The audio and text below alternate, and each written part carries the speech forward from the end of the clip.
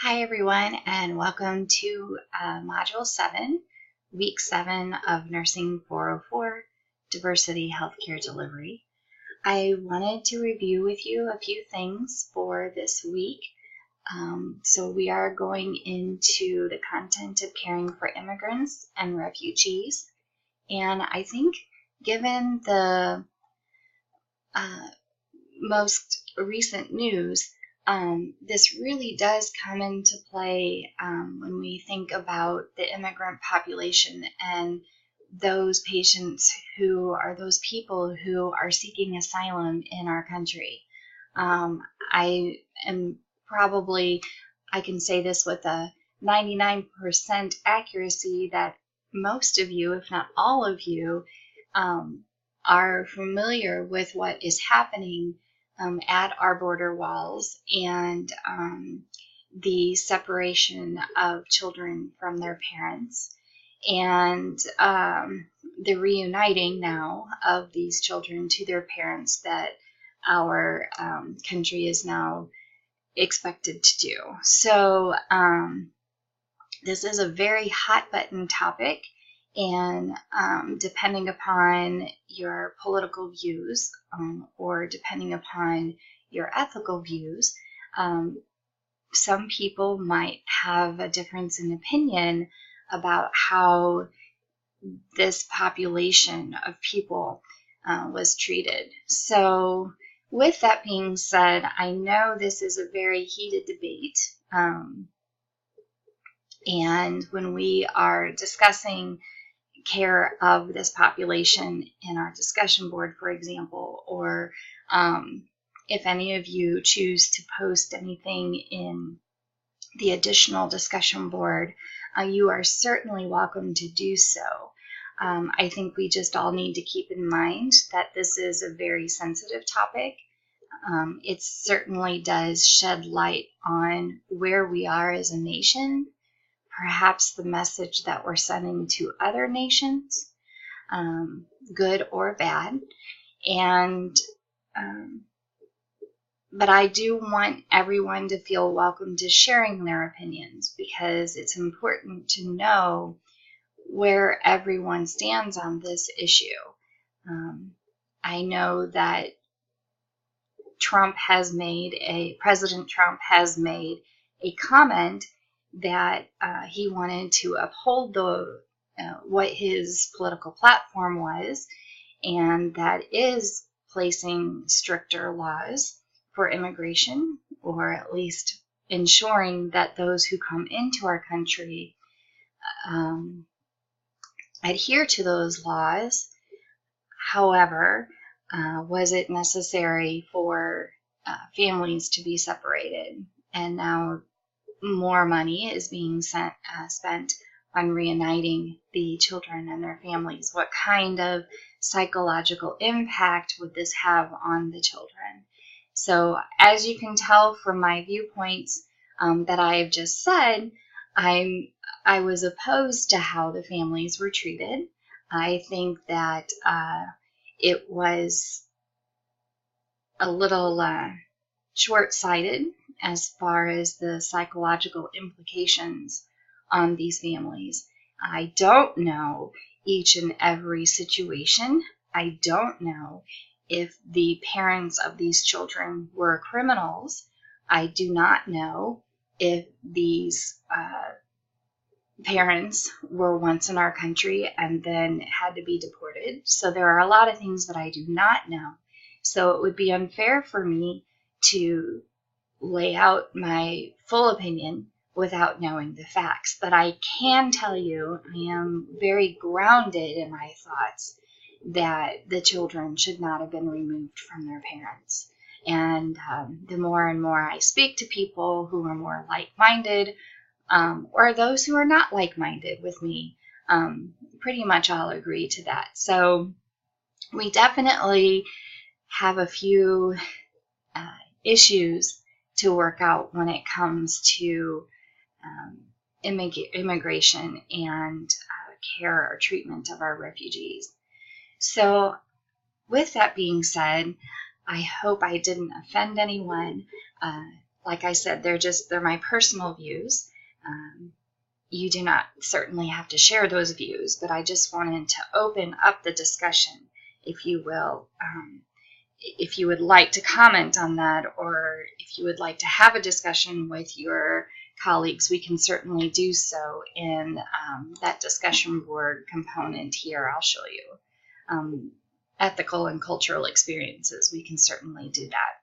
So let's go ahead and move on then to what we're going to cover for this week in caring for immigrants and refugees. This week you will have your vulnerable population paper that is due. So if you have questions about that, please let me know. The rubric is attached here. So I would recommend, before writing your paper, to look at the rubric to make sure that as you write your paper, you're covering all of those spots within the rubric so you can maximize your points. There is a PowerPoint presentation I would like for you to look at, and then a video that I would like for you to view. There's a International Institute. This is a really neat organization that is in St. Louis that helps immigrants resettle into the United States. So I would like for you to take a look at that.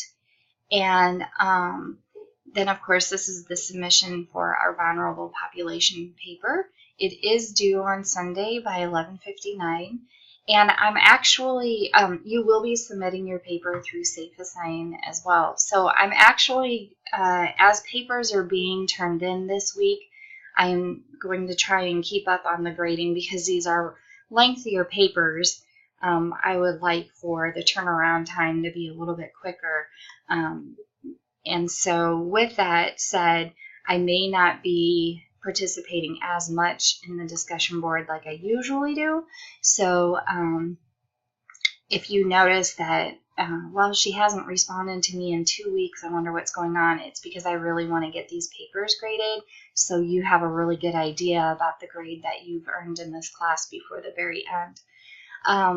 And then I also want to bring your attention to the course evaluation. So the course evaluation I would like for everyone to have completed by the end of this course. And if you can complete that within Module 7, that would be fantastic.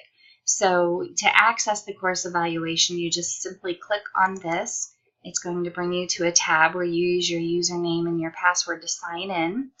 And then you'll go to your courses that you are registered, and then you're going to select this course, Nursing 404, and begin the survey. And I know several of you are taking 2 courses, maybe even 3 courses this summer, so I just ask for you to please make sure that you are evaluating the right course, because I know what I used to do as a student is I would just do all my course evaluations at once. And sometimes the information or your assessment can be crossed over from one course to another. So when you enter into your course, just make sure that you're very cognizant of the course that you're into so that way you can give that course and that instructor a fair evaluation. So going back then, I wanted to jump forward into Module 8 just for a moment. If you've noticed in your grade column, there are a couple of changes. One is that course evaluation that I just spoke of is going to be worth 1 point. So if you complete it, I can't see what anyone said. All I can see is who has completed it. So I go into, as the instructor, I go into that assessment in the course evaluation and I look to see who has completed it. There's a check mark by your name if you've completed the course assessment or the course evaluation. I then go back into the grade book and I will award you your 1 point. If you do not have a check mark by your name, then you have not completed the course evaluation, and therefore you will not earn that point. So make sure that when you're in the course evaluation that you click the submit button when you are all finished with your course evaluation, so the check mark shows up that you have completed it. So going into Module 8 then, I wanted to discuss the last assignment that is going to be due, and that is your self-reflection. So if you remember at the beginning of the course, you did an assessment specific to that staircase model. You're going to do the same one, and it is worth a minimum of 300 points. Or excuse me, not 300 points, I'm sorry. It is worth 10 points. It should be a minimum of 300 words, but no more than 2 single-spaced pages. So when you're ready to complete this assignment, it can be found beginning on page 9 of chapter 1 of your text. The steps on the staircase are listed on page 11.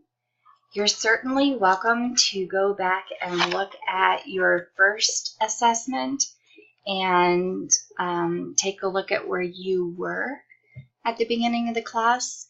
And you can comment within your self-reflection of how you've grown through this class. So again, it's a minimum of 300 words, but no more than 2 single-spaced pages.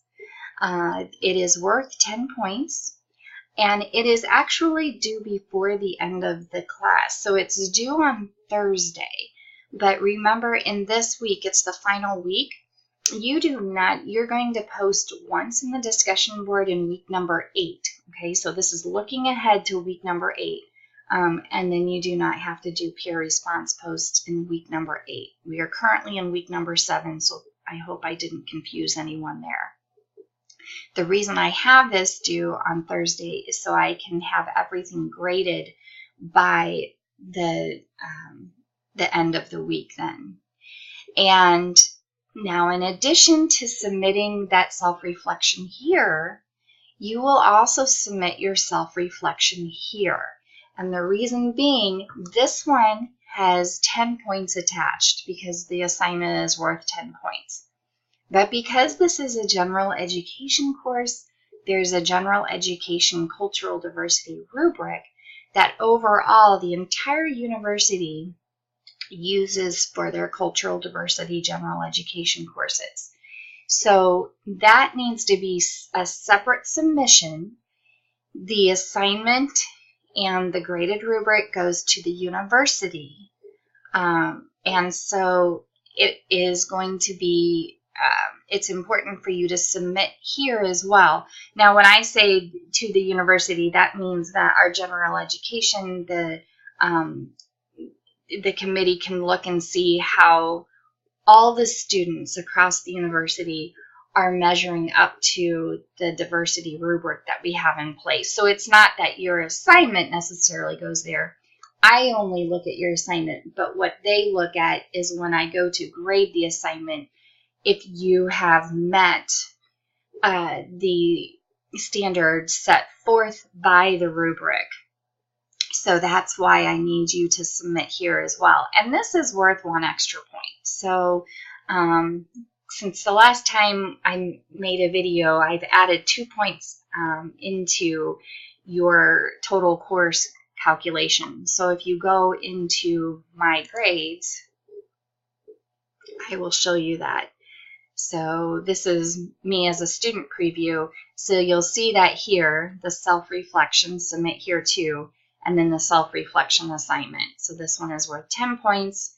The submission for the diversity rubric is here worth 1 point. And then the course evaluation is also worth a point here. So the grade, the possible points have changed. So I just wanted you to be aware of that. So I think that pretty much covers everything that I wanted to go over for Module 7. If you have any questions, please do not hesitate to contact me. Thank you.